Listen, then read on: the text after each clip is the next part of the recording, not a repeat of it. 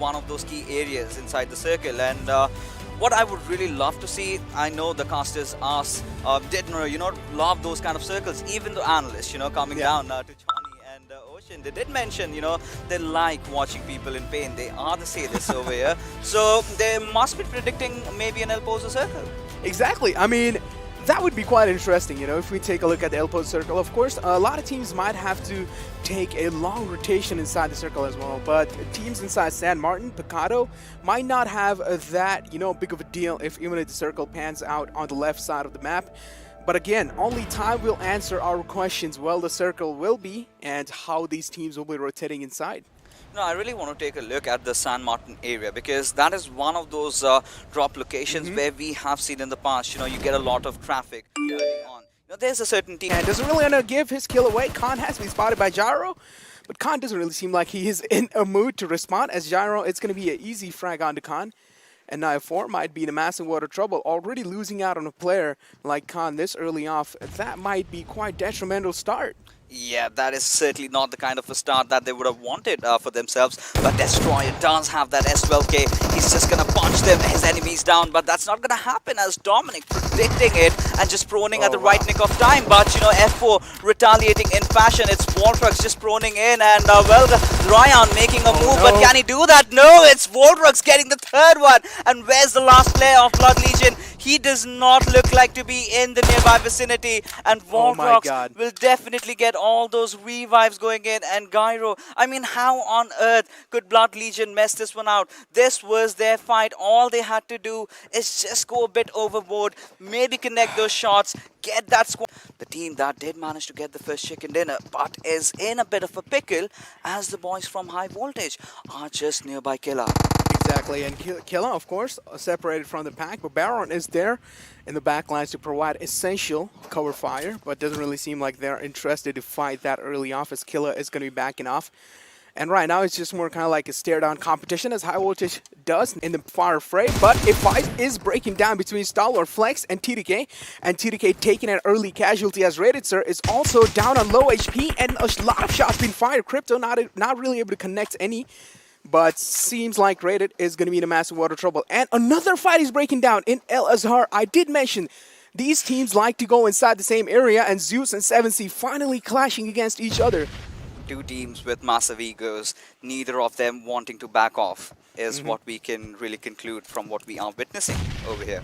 However, beautiful grenade coming out from Zeol, taking down Tartar in the process, but they also have to deal with Fair over here, and Fair certainly looks to be backing off. He does not really want to take the fight, and he's a kind of a player that instills fear in the hearts of his enemies. But look at IC's position, getting from the flank angle, coming in, taking him down, and with that, Team Zeus is starting to take over the map over here, and Rick and True Love, two of those players, still alive, but I barely think they can do anything at all in this particular situation. Exactly, already see locked in. Now, of course, it doesn't really seem like they will have any amount of extra space to actually move or even make any kind of rotation. So they're actually just pinned down in their initial stage of buildings, as Rig is going to be on top of the terrace over there, and seems like he does have his eyes locked on Zeus as well. But it doesn't really matter. The fight will be breaking down as Rig is taking a lot of damage in the process, and seems like Rig will be backing off and healing himself. But 7C, I really feel like True Love over here, I feel like he might get pushed on all by teammates from Zeus over there, but just Godless is enough. He's just going to be pushing it. What can he possibly... Rig from 7C, he's in a massive water trouble, and he's scared. He certainly is, and well, what can he possibly do? All you need is already having a quite some early move. The moment the circle shifts away from you and you are in a high ground position, of course you... Ocean did mention about Baron being an amazing sniper, and he certainly has risen up to the occasion. Exactly, he is going to be taking the opportunity. Now the fight is breaking down between A1 Esports and Venom Legends. Which one will come out on top? Venom Legends certainly seems like they are short on a man. RX Jack's getting capitalized, a little bit exposing his head, as Rafat is going to be capitalizing onto it. Sinister down to low HP as well. Those nades are doing so much damage. Rafat getting compromised from those left angles. Of course, exposing his body a little bit too much. Skylight Gaming, Leon is going to be the one to take the opportunity in his hand and take him down as well. Now 9boy spotting him down. Steel shot has been taken down as well from Venom Legends. The trades are happening left and right as A1 Esports seems like they have a dominating start against Venom Legends. They certainly have. They have been dominating throughout, but they have lost one of their players. But 9 kills already on their board. But so right now, what we do see is A1 Esports having spotted the players of P. Been taken down this time from Snipe, however.